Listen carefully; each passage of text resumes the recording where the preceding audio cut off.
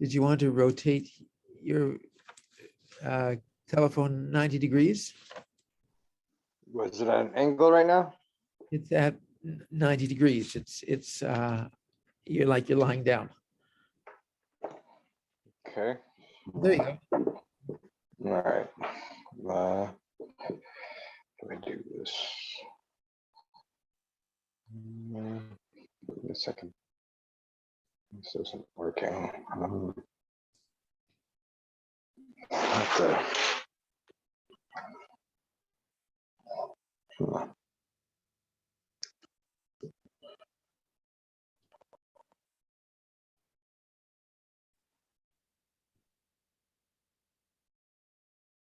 I'll transfer.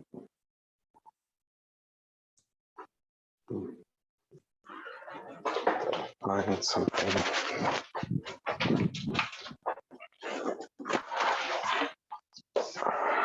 Should go with the trip.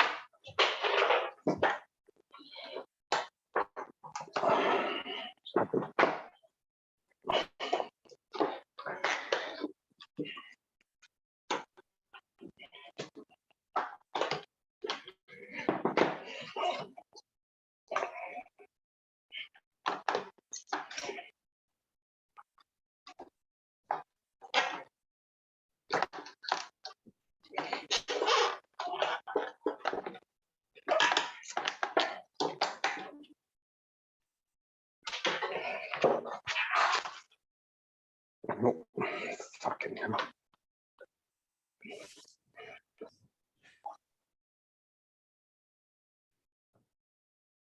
Good heavens. Okay. Your map of the world looks like it's the correct way around now. That's good. I guess technology. Okay. Let's see if I can turn this on. Just- Oop.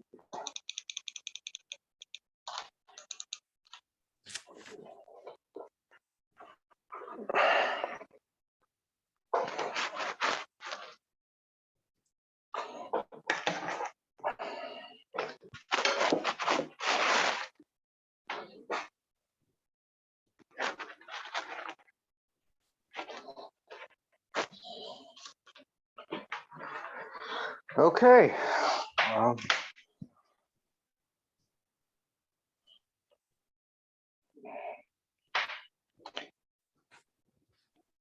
By the way, congratulations on getting your book published. I mean, it was published for a long time, but I guess now I just saw the physical copy, imagery Right. physical copy. Mother went ballistic when she saw the cover, so she thinks it's a terrible cover. Why does she think it's a terrible cover? Well, basically, it's the same reason why I didn't like it. Remember, I'm not sure if you remember when I we remember you said the light bulb was a very basic. It's not actually innovative. well, that's right. There was that. Then it was too much like a cartoon, right? Mm. It was an icon. It wasn't subtle at all. She didn't like it because it looks too political, and I didn't like it also because I thought it looked political. But I mean, I do talk about the Communist Party. You know, I do talk about so anyway, she said, well, you know, she said, well, can we recall it, or can we on the next printing get a new cover? So I've gone back to the publisher and said on the next, what was the first print run and what would it cost me if I wanted to get another cover? And I think, you know, they might do that. And then this other thing came back, you know, that, oh, maybe we might be under suspicion because we're desecrating the flag, and that thing came up as well. So I don't think I am, but I mean, I might be, who knows? So there's so it was a little on the fraught side when I gave Mom the copy of the book, but that was yesterday, and it seems fine today. So, but she sort of passed it around one of her WeChat groups. The WeChat group proceeded to explode into controversy over over the cover. So I suppose if the cover is supposed to make an impact, which is I know what they wanted it to do, then at least with this limited sample, it seems to be making an impact. I mean, that's the most benign of impacts I can imagine, but I mean, and I don't mean how you impact how you wish to impact, but regards to a front, anything causing impact that an image like that, it's kind of like to bring it back to the Oscars and the slap. On one level, the impact is it's like it's ludicrous. It's so benign, but anyway, I don't think that was You anywhere have any, close to the impact you're trying to make with the ideas that you're bringing across. right? Yeah. Anyway, so do you have a new refrigerator? It's supposed to arrive tomorrow. Good. Okay. Yeah, Um, so that's good. Yeah, okay. we've been yeah, I mean, using the upstairs one, and that hasn't, I mean, thankfully people upstairs are all, you know, they're even keeled. So and we're not, yeah, we're not causing much friction there, Yeah. which is nice. But Good. at the same time, yeah, as long as it arrives on time and everything fits measurements, I have no reason to believe why it shouldn't. I discovered that in the process of finding these fridges that they don't make fridges to the height specifications. I don't remember what it was like for you to find the fridge that you found, because I know that you were part of the discovery process. I don't know how you were part of that process, but you were there in the purchasing of the fridge. I don't know if you Yes, remember that. I went down to the to several places to look for fridges. I Right, looked for I saw some secondhand fridges, right, and I decided that it was much better to go with a new fridge. That's right. I think I right. bought it. Yeah. Is it called at the Block? Is that the name of the place? No. What's the name of the? Home Depot. I don't know where the Block is. I mean, there might be a Block. There's a. I went to Home Depot and then I went to. Um, there's Canadian Tire, but Canadian Tire said they don't sell full, like they sell mini fridges only, which I didn't know. But yeah, Home Depot. Their fridges are at least 66 inches in height, and we have this little cabinet right above that's exactly at 62 inches. So most fridges made nowadays, to my knowledge, all fridges that are made to modern expectations are at least 65 inches and above. So, I mean, it's still a new fridge. It's not secondhand, but I guess it's not like the most up-to-date model or whatever. So that was Okay. interesting to go through that whole small ordeal, just like flicking through a Right. bunch of Yeah. fridges. Yeah. Well. Yeah. It was the place that I bought it was. It's in Richmond, but just in Richmond. So it's on that Okay. long street that runs east-west. What made Just south. What was what that? made you go to Richmond? What made you go to Richmond? How'd you go down there? Well, it there. I went down there because there was a furniture place that sold fridges, I and there see. was also um, uh, a couple of secondhand places that I wanted to look Right. at. And Do you so do you, I looked at the secondhand places, then I went to the Richmond place and talked about the price and got it all in this. I did it all in one day, right? So it was several places together. The brick, was it? Is the there brick? a? Yeah, the brick. The brick. Yeah, yeah. Do you remember how much it was? I can't remember. No, I'm I sure have to that, look. Apparently, there's like a receipt lying around somewhere, so we can see what it's comparable to. I mean, I was looking at a lot of other fridges, and this definitely came on the lower end. Most fridges, I think, were about 1,700, 1,600, at least at Home Depot. This one got online at a Canadian appliance. I mean, it's like what do you call it? The retail depot. So sort of get. You're supposedly they sell them more wholesale than retail. So Yeah, okay. Well, the one upstairs is slightly fancy, right? Because it Right. has the making of the ice. right, yeah. Yeah. Yeah. But that was And that's what they asked for too. I remember. So it's good. Okay, so all that aside, it's right now 8:16. sorry, yes, right. So Yeah, this no. it's this week it is how can the SEC fulfill a constructive role in crypto space? Yeah, I mean, I wanted to But so first. next week it's MetaMask. Now, do you Yeah. have the MetaMask one defined? Well, it could be something as basic as like, what would it take for you to trust MetaMask, or what is? Well, I mean, it could start with what is MetaMask, but Yeah, then right. yeah, I mean, I think um, I think that the idea of trust and MetaMask should be in yeah, the sentence, yeah. or What would it take so. for you to trust MetaMask? Sure. I mean, we could just use that because Why we will. should one trust MetaMask? I'm not one for should, just because Okay, no right? one like anyone's like you should do this, and the immediate is like, well, I won't do that. So Okay, I mean, fine. So what does it take? Yeah, what will it take? Yeah, what would it take for you to trust MetaMask? And we can just kind of have a discussion on what would it take for you to find MetaMask. What would it Oh, take? No. mhm. It seemed to beg the question that okay, so is MetaMask trustworthy? I mean, yes or no.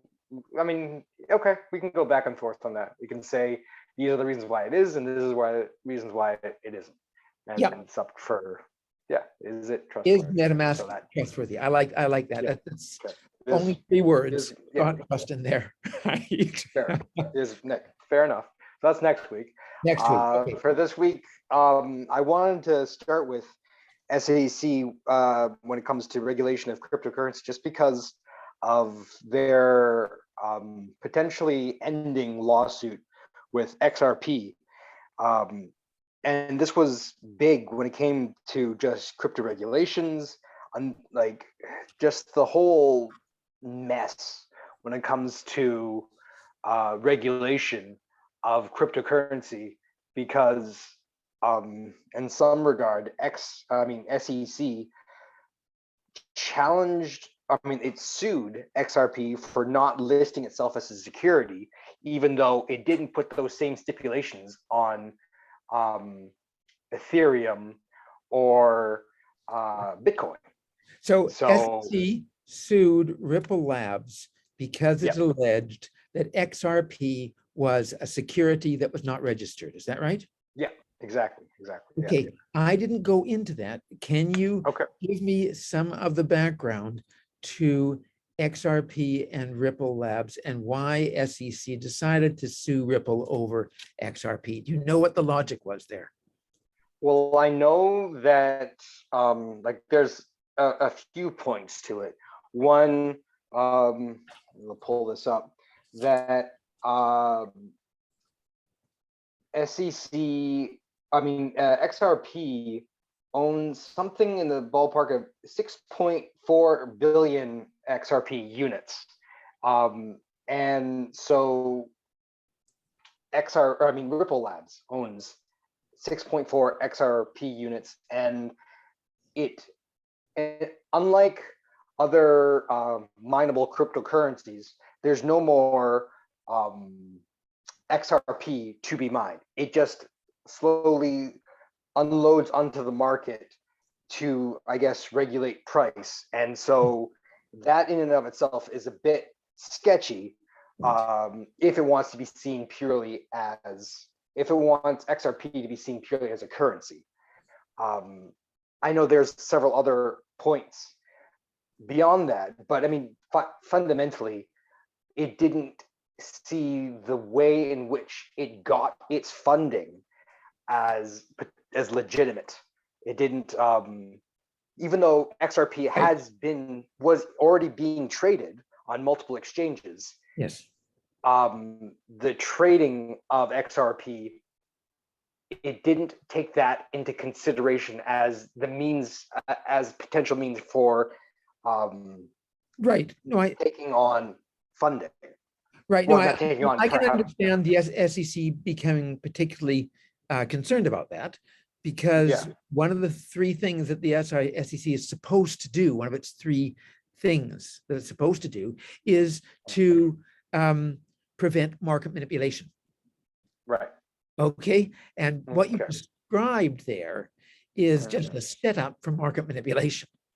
Right. So if they are the sole source of this security, and they release the security when it is advantageous for them to do so, and that releasing itself is opaque and leads to asymmetric information, and they profit by that asymmetric information, then by definition, they are manipulating the market. Right. So So it looks like it looks like what I would call a slam dunk lawsuit. So right. Well, just, I mean, given that that is what they had, what did they get? Because I wasn't even aware that it was coming to a close. Yeah, it's coming to a close, and it's not coming in close in SEC's favor, which is fascinating. And I think it warrants maybe that's what we talk about instead in next week, considering that I haven't fully outlined the ins and outs of why SEC. I mean, I know on one level the problems of the SEC is that it's using. People have said from an outsider's. I say outsider, but it's not even outsider. But it's the the argument. It's not providing the same stipulations, or for some reason it's not as what's it called, firm on its allegations. Well, yeah, allegations, I guess, against Bitcoin and Ethereum when using the basic premise of this investment of money in this common enterprise. That this is the Howey test, basically. To when you use the Howey test, that's what's supposed to make it classified as a security. But so it's this terminology which it's losing its grounding on, because there's apparently a recording that shows how it sort of shrugs its shoulders at Ethereum. It kind of accepts it flippantly, whereas with XRP, because these are both cryptocurrencies. I mean, and yes, from the information I just gave you about it, or from Ripple Labs owning that the large share, of in this case 6.4 billion XRP units, of which I don't know how much is in circulation. So okay, that would be the next question. It could definitely right. So there's definitely layers to this. One layer is the terminology, which it's lost its ultimate grounding on, because other cryptocurrencies, it hasn't provided that same those same stipulations too. It hasn't challenged in the same way it's challenged XRP. And I think that's one of the strongest reasons why the judge has ruled in favor of XRP over Ripple Labs over SEC. I mean, that's the general narrative right now. When it comes to the reasoning, the finite reasoning, I don't know much more beyond that. I suggest that we not go into that reasoning, because I think that will tie itself into knots. But I understand you're saying that perhaps the judge thought that SEC was cherry picking, and that it had decided to go after XRP, after Ripple, for a reason that was trivial, or perhaps political, or I mean, there might have been this kind of thing, and that there wasn't any rigorous um, uh, rigorous application of the test that you mentioned, and I can't remember the name of it, but the investment It's of called the money, Howey test. the Howey test, Howey test. investment of money Yeah. in a common enterprise with a reasonable expectation of profits from the efforts of others. Yeah. Okay, so this is not a definition of a security in sort of a common language definition. What you've referred to is a US Supreme Court definition of a security. I mean, the common definition of a security, and obviously the SEC Act predates that, predates the Supreme Court's definition. But the common definition of a security is just a negotiable instrument. It's all right, and it's fungible, right? So it can be used interchangeably. It's fungible, it's negotiable, so it can be bought and sold, and it has money value, and that's all a security is. And that was sort of the definition that everybody sort of went along with until the 1940s. It came to the Supreme Court, and the Supreme Court in the United States said, well, this is what we, the Supreme Court in the United States, will consider to be a security, yes, that you just gave. Right. So given that I'm sitting in Hong Kong and that you're sitting in Canada, then it strikes me that spinning our wheels too much into why the United States has this definition and the extent to which the definition itself is fluid is, I think, gets us into territory that we are even less qualified to talk about in talking about crypto. You see what I'm saying? No, I see what you're saying. Yeah. No, well, I would not like to go there for the one after. I would just like to go to MetaMask. And all right. When we come back to it, we can come back to it. But but what you've done is you have put your finger on that which is very important. Are these things securities, right? And I think that the SEC in its current wisdom would say, well, some of them are and some of them aren't. And it's very clear that some of them are. And it's very clear that some of them aren't. So I think that they'd say it's very clear that Bitcoin is not a security, according to the test that you just gave, right? Because when it was originated, it didn't require the investment of money. It wasn't a common enterprise that could be identified as an enterprise, Satoshi Nakamoto, right? Yeah. And these co-programmers. And there was a reasonable expectation of profits. It wasn't profits derived by the efforts of others where those others are in that common enterprise. Right. Okay. And so I think that the SEC says, no, that's a commodity, that's not a security with respect to Bitcoin. So at one end, on Bitcoin, absolutely a security. On the other end, and I think this is where the slam dunk methodology was sinking in, was XRP and Ripple. That's got to be a security. So they thought that they were there, and what you've told me is they weren't there. I suppose I don't know what to argue in that court, but I think that you've shown that there is a real problem with the definition of crypto. Yeah.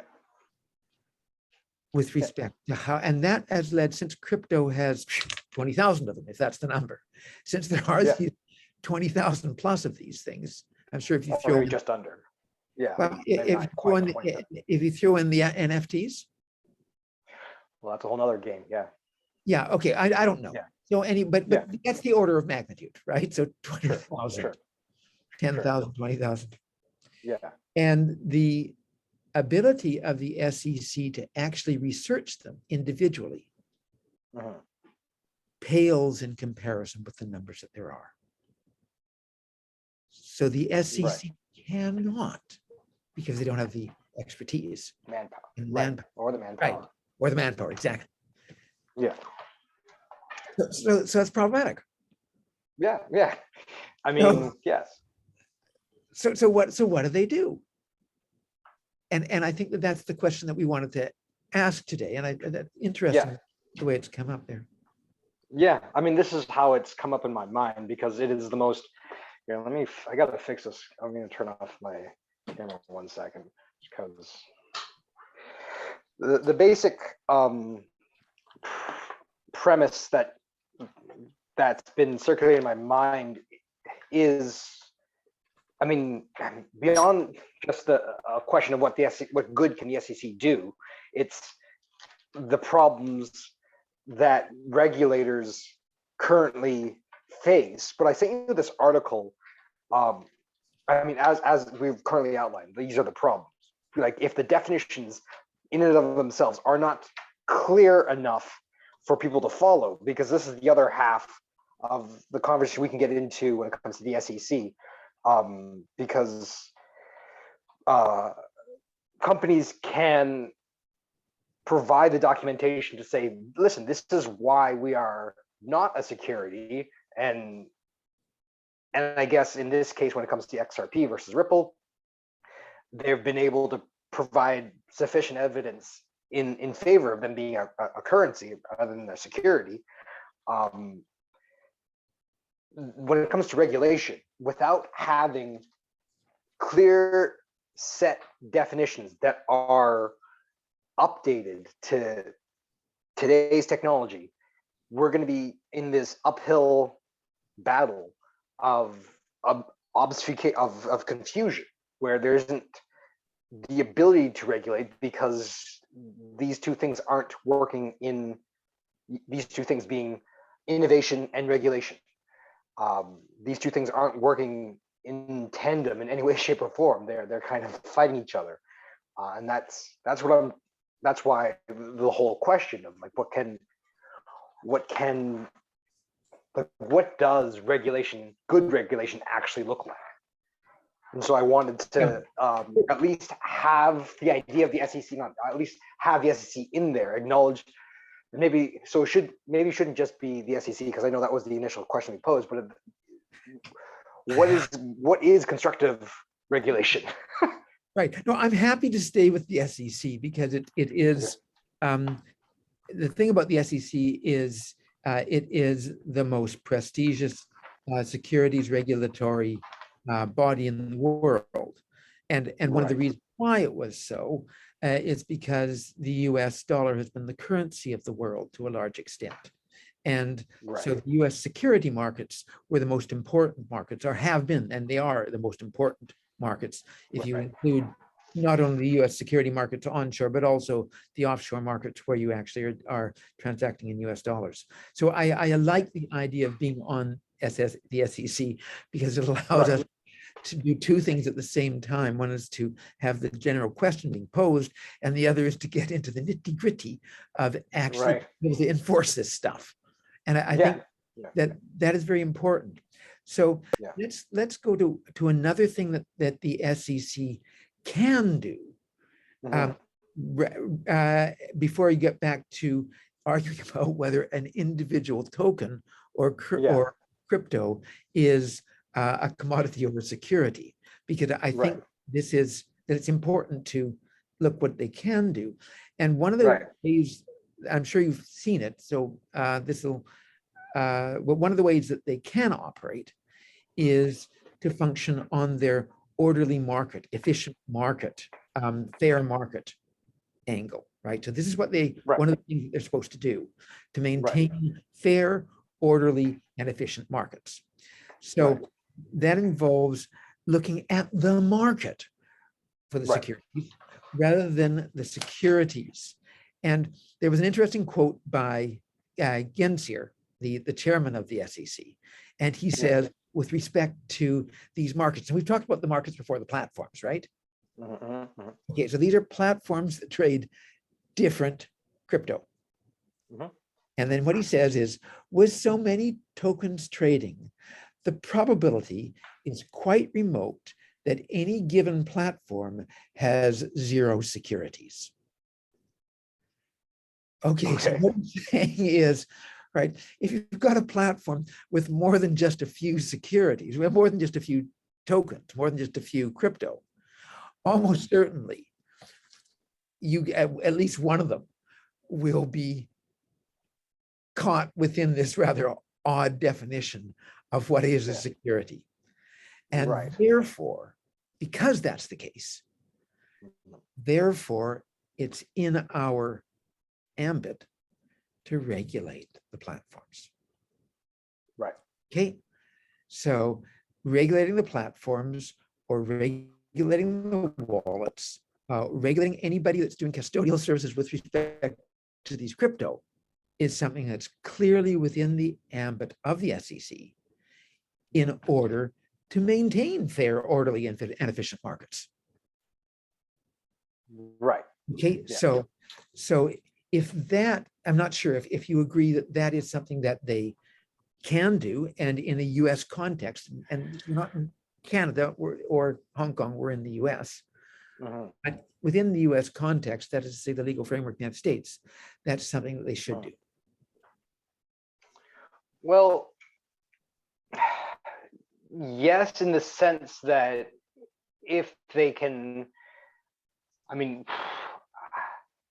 in the sense where you don't want market manipulators, you don't want the potential of a company that just dumps on its traders. So if you have like that is definitely in the benefit of a fair market, Right. where the individual who wishes to buy in the said asset isn't at a disadvantage because of a loss of information or a loss of regulation. The ability to regulate that is only beneficial if we want to create some sense of a fair and free market. So I think that's a role that they could play. The other thing you don't want, of course, is for the market to disappear, for somebody to steal it, or for somebody to hack it, right? Right. Yeah. And so if let's assume that there are relatively few, by relatively, I mean less than 1,000, relatively few markets, right? And that at the trailing edge of the markets, where these markets are really, really shaky, right? If you're a sane investor, you wouldn't want to be on that market anyway. Right. So then perhaps the SEC can play a positive role by regulating those markets. So every market has to give these filings and has to show that they're, somehow or other true, there are upstanding individuals that are owning it. Right. There's appropriate, ways that they're handling these, call them securities, call them commodities, whatever they are. But they're being handled in an appropriate, consistent way, that the things can be audited, that things are audited, and you have these statements that come out regularly. These are the things that the SEC can do as long as they load up a little bit more on their programming, the people that are programs. Yeah. So I think that's one thing that they could do. Yeah, and I agree. I would agree to that 100%. I think that anyone who doesn't want to feel like they're being potentially cheated would equally, I can't see, I mean, the arguments that would be provided against that, I think only act against it doesn't work in their favor. It's disadvantageous not to have that. So I think that in this world of unclear objectivity, it is hard to argue the desire for a free and fair market. If that's what we want to trade on, and then that's what the regulators provide, then all ships forward. Let's try to head in this direction.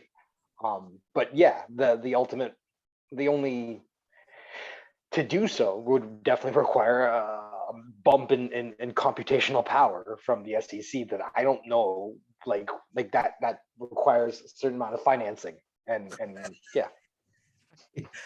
It requires a certain amount of financing. It requires getting that power, the computing power of the brains. And it probably requires some kind of a legislative action. And the reason why, this is in the United States context, right? Yeah. And obviously every country is different. But in the United States context, if there was a massive drive by the SEC to hire people and use part of their funding and then get more funding from the administration, and then they also were entering the domain of crypto exchanges with full sets of regulations and filing requirements. With probability one, there would be a challenge in the courts. And you don't know how the courts would decide. Yeah. And the reason why you wouldn't know how the courts would decide is because the judges are probably less clued in than the two of us about what makes crypto tick. And so it would come to this judge, and it would be a single judge in the initial instance. And it'd be like flipping a coin, unless there was enabling legislation. And if there was enabling legislation, then the judge would have to go into that enabling legislation. He would have the arguments lined up by the prosecution and by the defense in that court. And it would be decided on the merits of the situation looking at the new legislation. But unless there was that legislation, it would be the flip of a coin.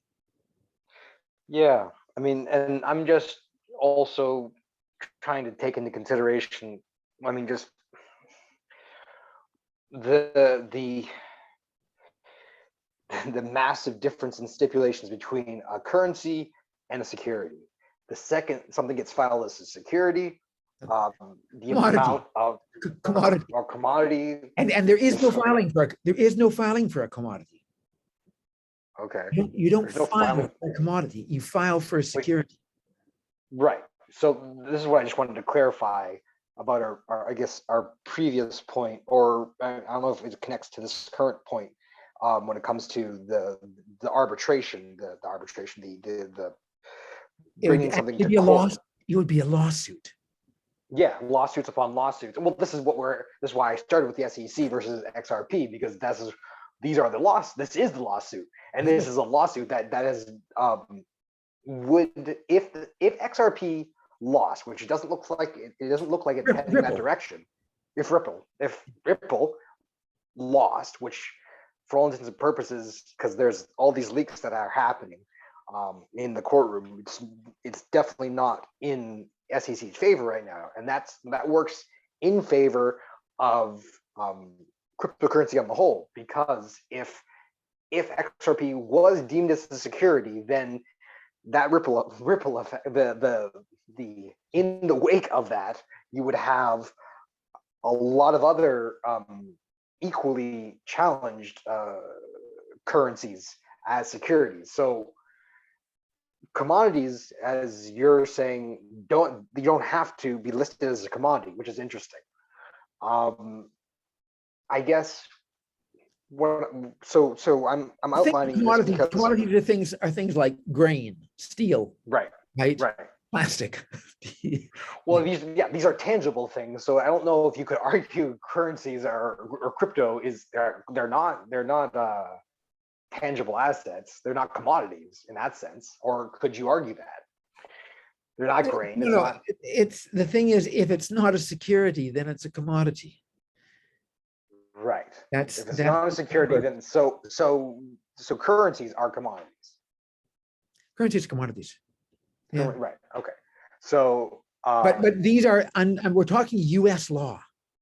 Right. Okay. Yeah. Because as I said, in the general parlance, if it's fungible, negotiable instrument that has monetary value, then it's a security. But the U.S. Supreme Court, in their structure, has said that there's the test that you mentioned, the Howey test. The Howey test. Okay. Yeah. Right. 1940 something, right? Yeah. Basically, if you trade it for profit, not by your own hand, then it's a security. And it doesn't quite. Investment of money in a whole common enterprise with a reasonable expectation of profits to be derived from the efforts of others. That's it. efforts of others. That's the test. That's it. Yeah, exactly. Yeah. Okay, but what I'm saying is that if people always have to go to that within the court system, Mhm. and if the token is complex, and if there's many of them, and if they're talking about a market in those, then you could see this thing being argued in a lower court or even the Supreme Court, and there being real chances of being decided one way or another way, unless there is new laws, Mhm. right? And the new laws would be passed in the United States case by Congress, in Canada's case by Right. Parliament, in Yeah. Hong Kong's case by LegCo, unless it's a national concern, in which case it's the National People's Congress of in Beijing. So this is, every country has their own legal system. But what I'm saying is, without the enabling legislation, then the law courts, and especially any given judge who may be actually quite clueless, Yeah. any given judge at the lower levels, any given Yeah. judge. This is with all respect, because I'm sure they have. With all due respect, exactly. Yeah. I've only met one judge where there was actually something being decided, right? Yeah. And you know where it was. I know another judge who's you've also met, which is David Brown, who's a Supreme Court judge in Ontario. Right. So I have two judges to go by right now. And David Brown was my roommate in Nanjing. And if you were to ask him about cryptocurrencies, what would you how? I mean, who knows? Who knows how? Who knows exactly? And the who knows applies to both of those judges. Yeah. And I don't mean to be, and actually I like them both from what I know. Yeah. Right. So what we've agreed on, at least, is if they're listed as a commodity, then they don't have to go through any extra paperwork. Then it's the thing that the SEC in this case would be screening for is just that they're good actors and that they. If it's a commodity, there's no screening. But there's no screening. Right. Yeah. The question is, if this is a market, an organized market, then it can be a market for securities or a market for commodities. It doesn't matter. It's the manipulation of the market then. And so it's a different world. But you're right. I mean, hang on. I'll take a step back on that one. They should be markets and securities. Otherwise, it shouldn't be the SEC that's involved. It should be the commodities trading of the U.S. There's another regulatory body that does commodity trading in the United States world, right? But if even one of those things that are traded on the exchange is a security, then the SEC has a role, a security in the U.S. sense. Yeah, in the U.S. sense, yeah, and that's something actually. I mean, baked into the question. That's the very confounding confusion. Like, just to piece apart that, like, if we're gonna say, okay, it's too much of a hassle for the SEC to, I mean, who knows if it's the SEC who takes care of it or if it's the commissioning body of commodities. Right. It's taking care of the market. I mean, they'd be taking care of the market for commodities. But if this platform has both securities and commodities, then the SEC has a role because it's a market and securities. But what I'm saying is, and so the SEC can move onto that almost immediately, but they would do so in a fraught way, because you could see an example of somebody saying, well, this isn't, none of this is securities, and therefore will challenge you in court, and then you might get that flip of the coin. So I think that if the SEC is to have a role that is not just sort of cherry picking, which, if you're correct with respect to the Ripple case, they've lost at, but there are other instances where they've won. So either cherry picking or just doing it on a market basis and hoping that they're not going to be challenged. I think there has to be legislation in order Right. for their role to be clarified. That was my point. Right. Yeah, yeah, and But, legislation, and the legislation should, I think, then say these crypto assets we will define in the legislation. yeah, And so they define it in such a way that it falls straight into the SEC's lap. And the right. legislation also has a provision for the SEC increasing their funding. So So this is maybe a question, I don't know if it's in semantics or, because I'm of the awareness that when something's labeled as a security, it would, you have to provide proof of income. You have to provide, no. The legislation doesn't do that. It doesn't. Okay, the security definition can stay put, and right, it would be a fraught endeavor to change that yeah, security legislation within the United States context. Okay, yeah, yeah, yeah, so you'd leave that alone, and you okay, would say that these are crypto assets, and crypto under the assets, yeah, new expanded ambit of the SEC, it would yeah, involve regulation of markets in and registration of crypto assets. And right, so the S, then gotcha, okay, and so then whenever there's a crypto asset that is being issued, an ICO or an MFT or yeah, some currency, then the SEC would have registration documents. right, And then right, with respect to those registration documents, there would be strict liability. That right, is to say, anybody who misrepresented something in that registration would be personally liable, yeah, right?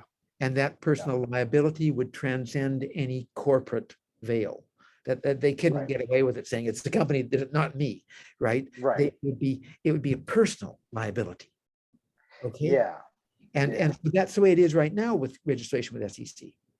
And so mhm, you can have then registration documents of securities. Now, what that might do mhm, is it might throw an awful lot of sand in the works. yeah, Okay, because you can imagine a situation where there's only, a half a dozen people in this new department, yeah, and the half a dozen people have to then get the filing documents for the 2,000 new securities that are or new crypto that are being yeah, registered this year. They can't do it. yeah, no, yeah, There's exactly, incredible it's a, queue being built. yeah, So yeah, then the question is, what do you do in that situation? Do you staff up, really staff up, or do you dumb it down, and so you have really simple registration, or do you just say, well, what do we do with this? And I think that that's part of the question that you asked. Staff it yeah, up, dumb it down, or shrug your shoulders and say, we're not going to do this. right. Well, I mean, yeah, because as it's listed, as people, the conversation is it's the Wild West, so you kind of you take your risk as you see fit, um, including fraud and the like. So how do we See what reduce the chance of fraud? right. Yeah, it's one is certainly reduce the chance of fraud.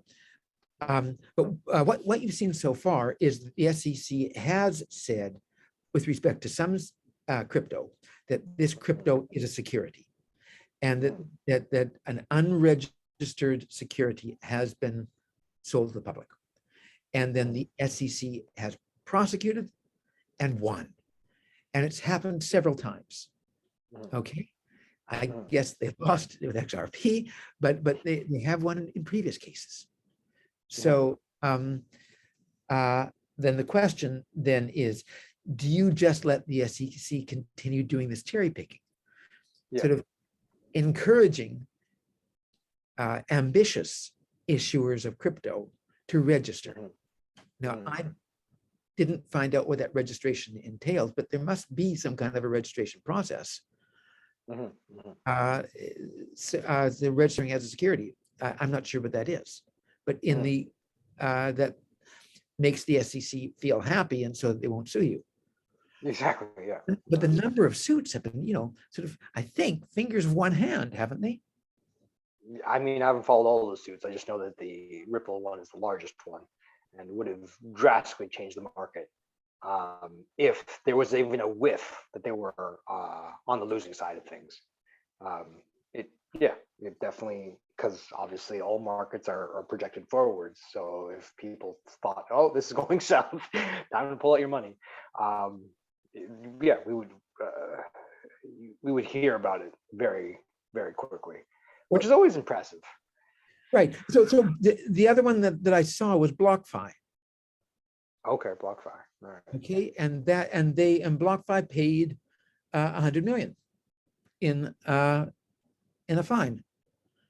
Now, what happens in the post-fine world, I don't know. But Right. presumably that they've done something that makes the SEC happy with respect to registration. Right. Yeah.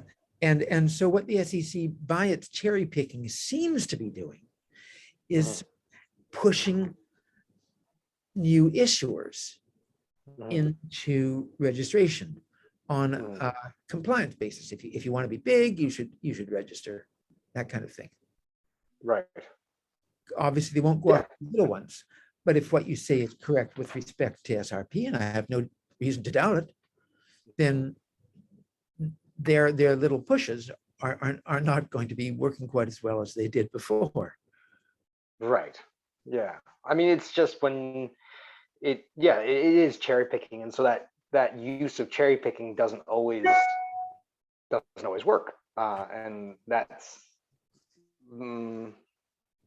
where, like you're saying, legislation with when there's clear laws that set a precedent that aren't followed, because laws aren't being broken, then it becomes this uphill battle, or at least it becomes, like you're saying, there's a lot of sand in the works because there's a lot of paperwork to kind of like argue one way or another, and it becomes sort of up to the judge's discretion.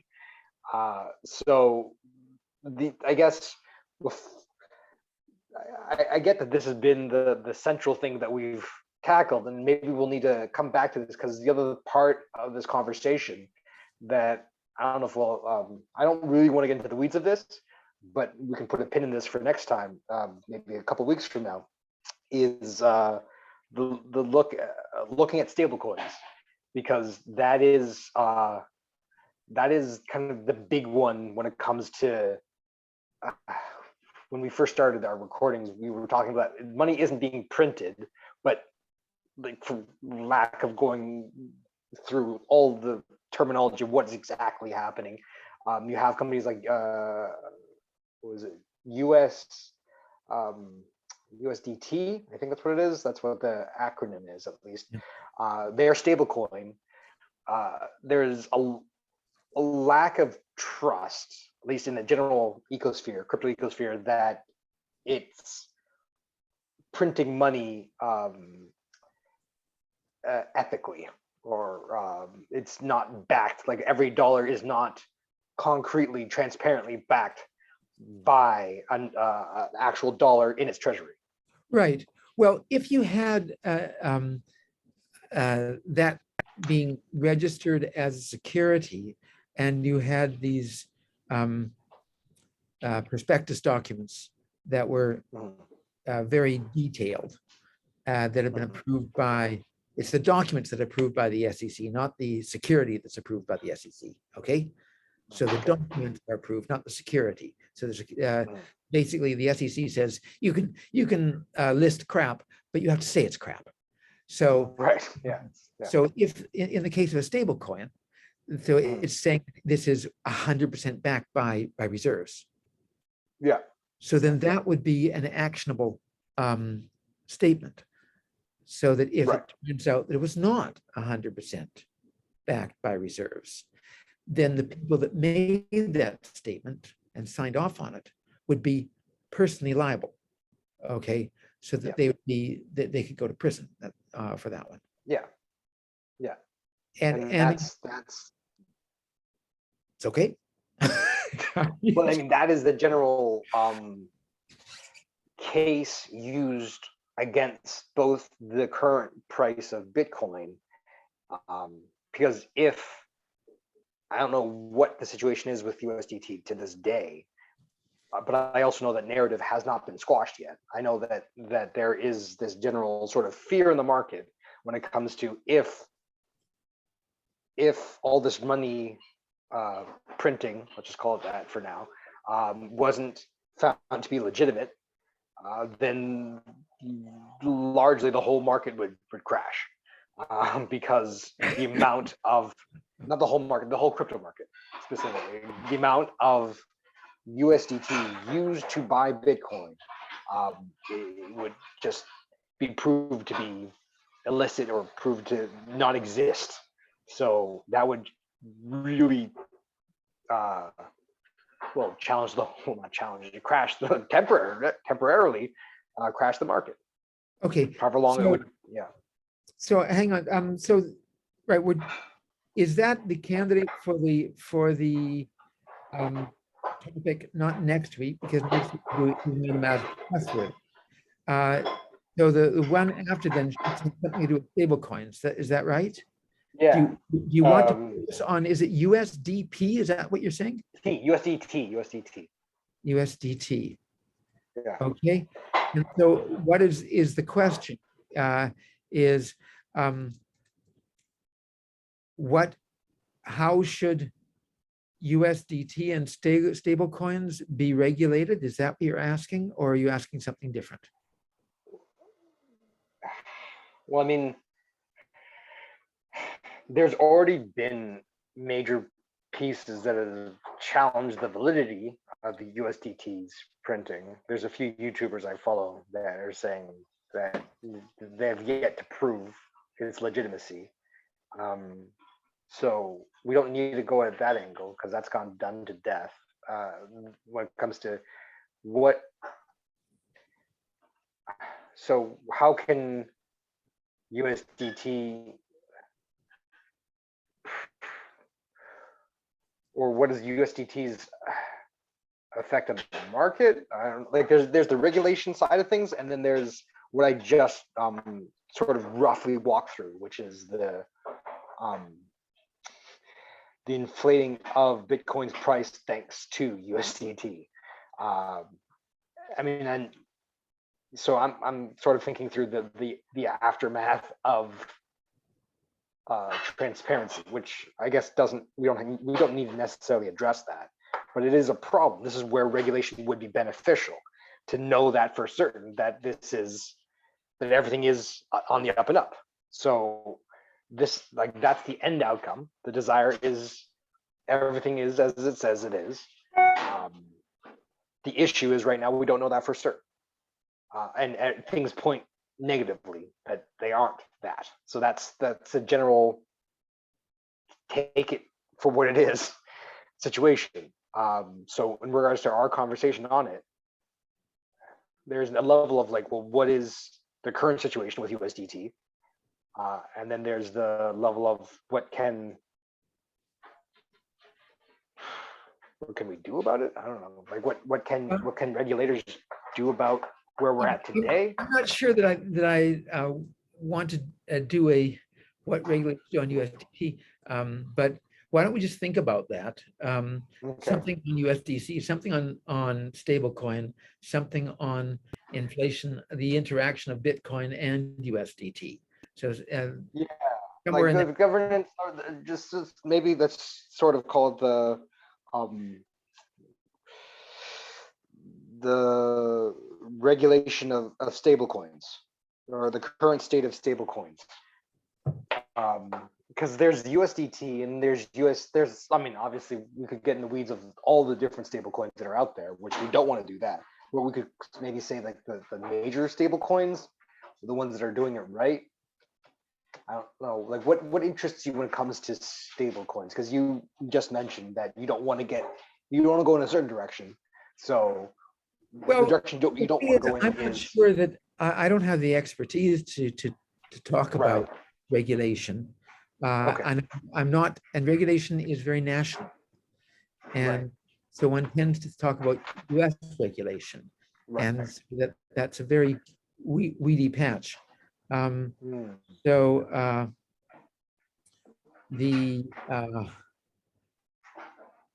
something about stable coins is good. Yeah. The current state of stable coins, I suppose. Yeah, current state of stablecoins, But that's a little bit too too general, broad. right? Yeah, Or issue with stablecoins. uh, uh, the promise of stable coins. I don't know. The issues and promises of stablecoins, the foibles, That, the promises and foibles.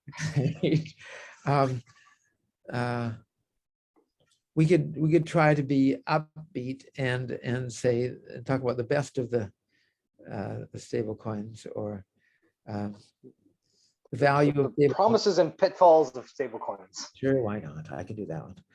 Yeah. Pitfall. Promises and pitfalls Stable coins. of stablecoins. Yeah, I like that. So that's in 2 weeks. In next week Yeah. is Is MetaMask trustworthy? MetaMask, we'll say, is MetaMask Trustworthy. trustworthy? Yeah. Right. And so then we don't necessarily do USDT, but if you want to focus on USDT, then we can do that. That's not a problem. Well, I mean, something that it's starting to, because we're doing this, like my brain's kind of sinking in more to our pattern of discussing this and feeling less overwhelmed by the endeavor. I'm starting to like see my own sort of way of creating a series of topics for us to discuss. I mean, we fell into like a central topic this week, and we tend to find a flow, which is nice. I think in future iterations, my goal is to send you a breakdown of the topics at least I'll address, so it's less of a shock to either one of us, and it's less of a last minute thing too. So the more pre-planning, the more I can sort of also have an idea of, I mean, segmentation when it comes to time slots. When it comes to this next 10 minutes, next 10 minutes. I mean, I've enjoyed. Well, no, I've genuinely enjoyed this practice on a weekly basis. Before we wrap up, because I guess we kind of directly transitioned into talking about next few weeks of conversation. What I guess are your takeaways from this week's conversation?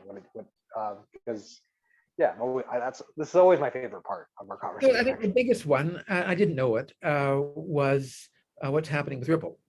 Right. And I didn't focus on that. I thought it was kind of interesting. There was, when we were doing the blockchain case with, when I was doing the blockchain case, that case was circulated by the through the head of Ripple. So he commented on that case. So and the reason why was because it was because of my co-author, right? She was interested in crypto, and so she passed it over to him. And as I said, she then became the head of the banking and securities regulator for Switzerland. So, Right. yeah, and then after she did, she in that process she dropped out of being a co-author because she didn't Right. want to be compromised. So Right. it was an interesting. So that was my previous contact with Ripple, which was, and it was an indirect contact. So I would have looked into it, this SEC versus Ripple lawsuit, but I'm really interested what you said, that it's gone against the SEC, or it seems to be going against the SEC. Seems to be, yeah. It's not getting closed until right now. The speculative close date is November of this year. Yeah. I'm sorry. The November of this year is what? When the case, when the court filings are whatever we call the judge will come to their verdict. I don't know what the Oh, terminology. okay, so it's based on the questioning of the judge, is that right? That they think based on I what he think was so. I mean, asking. once again, this is all what I'm picking up from. This is like third party stuff. So I Right. could get the exact timeline and time frame. I don't know if it's judge. I don't want to say it's specifically judge, but I know that the people are saying by I guess the end of fall of this year, we should have a verdict. And if it's a verdict, then I would imagine that's a judge filing a verdict. If Right, not, the judge says, guilty or not guilty, exactly. yeah, Uh, yeah, uh, So, and when he does that, then of course there could be an appeal. And this I is suppose, yeah, the yeah, terrible thing about the legal system. Of course, the reason why right, is that right, we've got a few judges and yeah, we know that it can go either way. yeah, yeah. You So know, it could be dragged on. Yeah, it can I be mean, like, dragged on. And it mm, depends on the pockets, the depth of the pockets of the litigants. yep. And the SEC has So deep pockets. yeah, yeah. So they could keep going. Yeah, They yeah, could keep yeah. going if they, but you see, they might do so at their peril, right? So Right. if they appeal it all the way up to the Supreme Court and the Supreme Court actually agrees to take the case, Yeah, uh, it might still be a flip of the coin. yeah. How Yeah. much do those judges on the Supreme Court know? Well, I mean, just based off of your history alone, maybe this is like, maybe this comes after looking at stable coins, because I mean that would directly fall in line with what SEC want. I mean, what Ripple wants to see itself as, which is currency. It wants to be. It doesn't want to be seen as this thing being traded for other people's profit. It wants to be seen as a service that offers the ability to offer currencies at little cost and effectively and efficiently. So you're talking about Ripple, or you're talking about Ripple. yeah, okay, Well, what Ripple wants to it's, I don't know, my first word that came to mind is modus operandi. It wants to be seen as a cryptocurrency. I mean, it's a company offering a service, it's a platform that offers a service, and that service is in the buying. I mean, not in the buying. It is in like XRP is its way of providing people to transact in currency. It right, doesn't want to see itself as a security. right. I'm curious. Does uh, Consensus? Does Consensus, the people who wrote MetaMask, do they have their own crypto? No, they don't. But there has been speculation that it will airdrop, and that's a whole nother conversation too. When it comes to airdropping, just the circulation of how does one circulate one's coin. So MetaMask has speculated that it will airdrop, and it doesn't want whales. It wants it to be a fair airdrop, because how do you decide who gets how much of this coin? And so it wants. I don't know how it's solved that problem, but that's the problem that they want to address in the spreading of their. They don't have it yet, but that's been the speculation that it will create millionaires. This is the other thing Right. that's been said. So this is That one once, of the attractions of crypto, right? Is that yeah, you go and you write one of these programs and you actually issue coin, then you become a millionaire. pretty So much, yeah. Create money literally out of nothing, and then you're like, I guess I'm a millionaire. This is That's right. what's gradually happening in a greater and greater. I mean, you have Dogecoin millionaires, you have all these random shitcoin millionaires, and like, what's the use case? Oh, well, it's a shitcoin, and and it's ridiculous, but it's also extremely exciting because there is baked into certain meme coins, or I mean, I think everyone, even it's actually mind-boggling. I think with every bad actor, so you have the rug pulls where they just often disappear. You also have these meme coins where they want to create general utility, but then they might not come at it from a very pragmatic standpoint. And so just as a little offshoot story, I invested something like $100 in SafeMoon, which is this reflexive coin where want to buy the coin, you get a 10% tax. All buyers are charged 10% tax on buying, and then 10% or 12% tax on selling. Now, obviously, if you have a lot to buy and sell, like I didn't trade it, but the second that I noticed that my investment doubled, I took out my initial investment, so I was safe, and that was only $100 anyways. But the fascinating thing is where the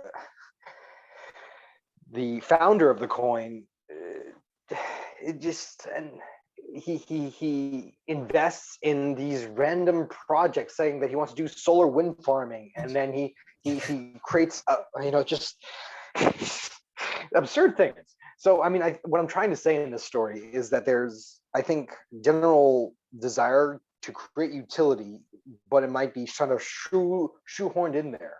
So you have MetaMask on one level, I think, which is not. I mean, it's a widely adopted Program. not platform, widely adopted wallet. Yeah, so there's immediate utility. So the millionaires that it creates, if and when it does release its coin, I mean, yes, people will dump their coin on the market, but then what is the utility of this coin now? I guess it's to maybe mitigate fees, potentially. I don't know.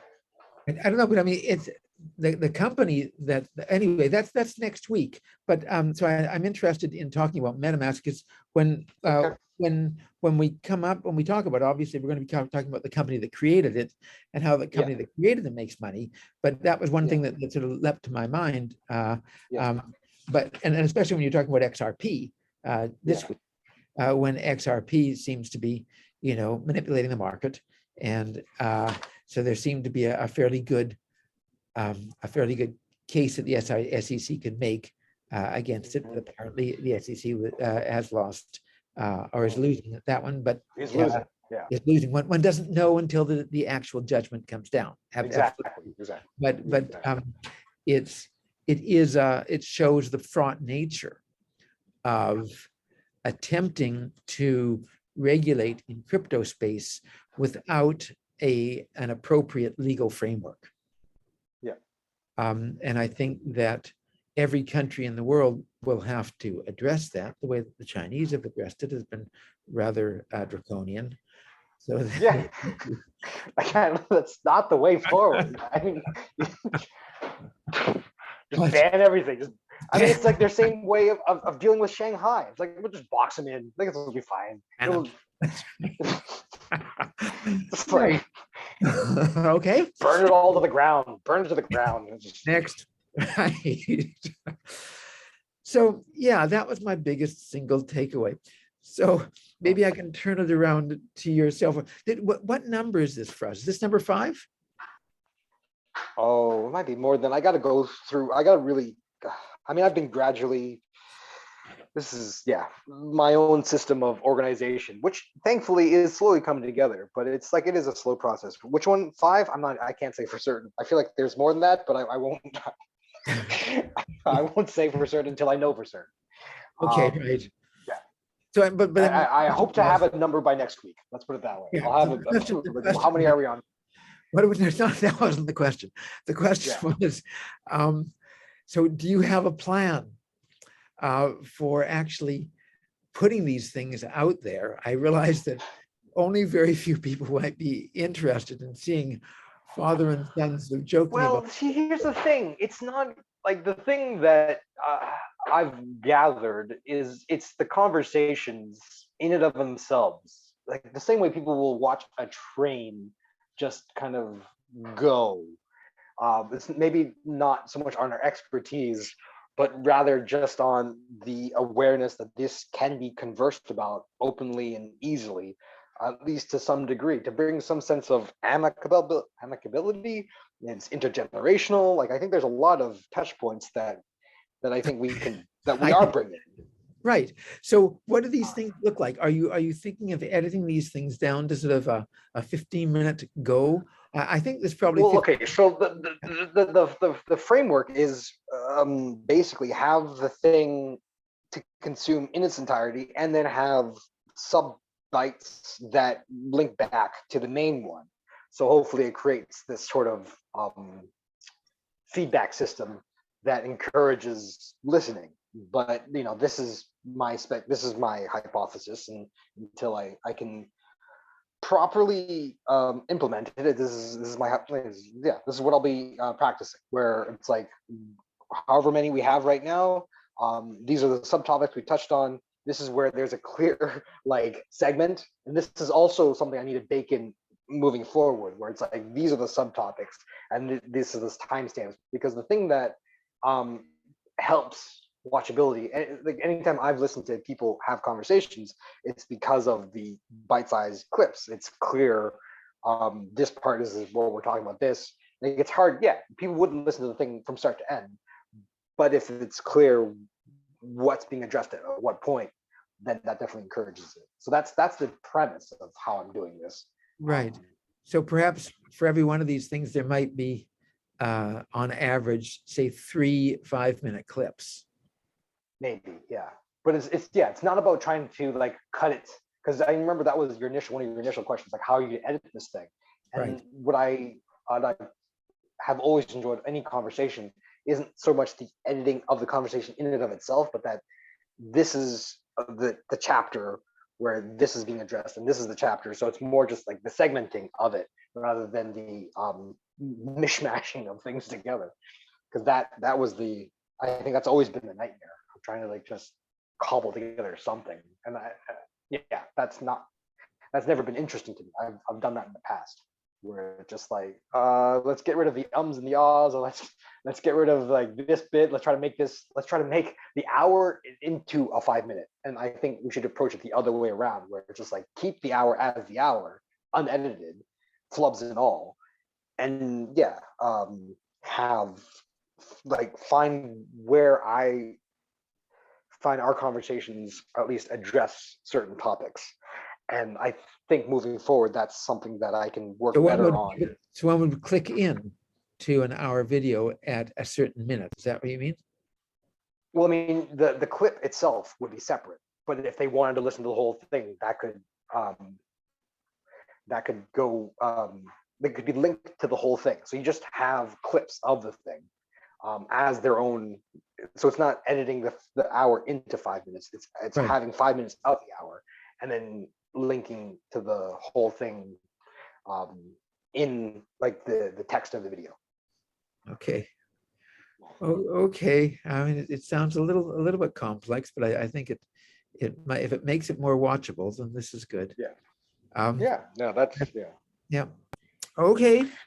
Well, Okay. Well, yeah, and I guess you asked me what my biggest takeaway is, and my biggest takeaway, I think, is the one the way I genuinely didn't know how we were going to address this. I kind of just like went from micro trying to like this is where things went wrong. This is where, so I appreciated how you approached it from a legislation working in tandem with regulation. So the regulators, so that layer of it, like that, I didn't think about that. That was, and equally adding the nuance of securities versus commodities, and whatever the commodity, I don't even know what the commodity body of, like I wasn't aware of those nuances, and they're not even nuances. This is all the terminology. But I guess once I hyper focus on like, well, SEC, they regulate securities and they're the ones taking the spotlight when it comes to the enforcement of the law, then I kind of have this tunnel vision of, well, I guess they are the body, but of course they're not. There must be another acting body that can equally help in tandem with the SEC. So to have kind of a more holistic view like that way, I think was a nice, it's been beneficial in this conversation I'm having, I guess, with myself, essentially, when it comes to like, okay, I'm hearing other people say they want regulation, but I have no idea what this looks like. And so I really appreciate being able to start bringing clarity to that conversation. Yeah, yeah, Yeah. yeah. Well, it'll be interesting to see how it evolves. Yeah, yeah, for sure. I mean, and equally, uh, I guess to tie it back to the beginning of our conversation with your book, that because we we started this whole conversation around your book, is that now purchasable on Amazon? Like, what's the? Yes, Do you have a? yes, it is. Yeah. I'll send you the flyer, Okay. right? And Yeah, the book I mean, also refers to my videos. So, but that's I'm, good. yeah, but the videos I mean, there's not that much uptake. Do you know what the most popular video on on my website is? On your YouTube page? Yeah, No. What is I it? took off the old finance ones, right? But Okay. I left uh, the East Play West End. Okay. And in terms of current watching over the last Mhm. 4 weeks on an ongoing basis, that's now number one. So East Play West End continues. It's rather slowly moving Through the popularity, world. right? So I'll Yeah. send you the links to these as well. I'm behind on, I'm only up to chapter 5, so I'm behind on creating new videos. Because I'm working on a couple of cases, but I Yeah. continue to work on it. Yeah. Well, I mean, it's nice to have these projects. And how have you been finding just these conversations around cryptocurrency? How It's did you, fun. how? It's fun. Yeah. How's Yeah, it been? and it's fun because it puts together some ideas that I've had before, but it also lets me appreciate what the not 2 trillion, but getting what somewhere near more than 1 trillion. Somewhere. Yeah, right. That's the order of magnitude. So this rather large part of decentralized finance is, and I think Yeah. it's important.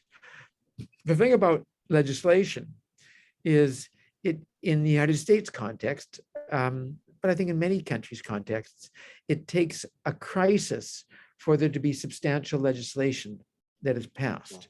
So Right. the Securities Law of 1933 and the Securities and Exchange Act of 1934, obviously, Yeah. those were only passed because of 1929. Yeah. So What 1929 was happened the in stock 19? market crash. That was the stock market crash. Right. That was the end of the Right. Roaring Twenties, and it Right. led directly into the Depression. So Right. 4 years later, in 1933, people were saying, well, that stock market crash, which has led to the Depression, was because of inappropriate securities legislation. And so it led to an impetus in Right. the Congress of the United States. Right. Had it not been for that, then there wouldn't have been the legislation. And if you think about the difficulty of, and to some extent, the rather impenetrability of cryptocurrency, Mhm. it'd be difficult to imagine, especially in the United States today with its legislative difficulties. It would be difficult to imagine law passing that would address the issues that we're talking about, unless there were a really big crisis. So Yeah. if 1.5, that's a number, trillion dollars were erased from people's assets, then that certainly would lead to focusing of people's minds and asking the legislators to legislate, or if sort of half that number, if that were Right. erased. Yeah. So, Right.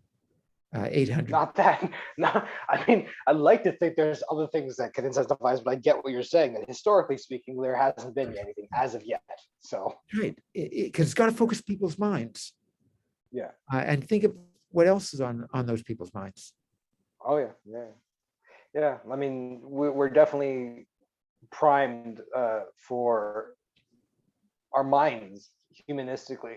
As humans, I can't remember what the test was called, but basically, if we believe we're about to lose something, we will do more to prevent loss than we will to seek out gain. Right. So, yeah. Yeah, absolutely. And if we've had a recent loss and then there's a possibility of the thing being repeated, then Yeah. absolutely, then people will tend to concentrate and try to solve Yeah. the problem. But if To not, prevent further loss. right.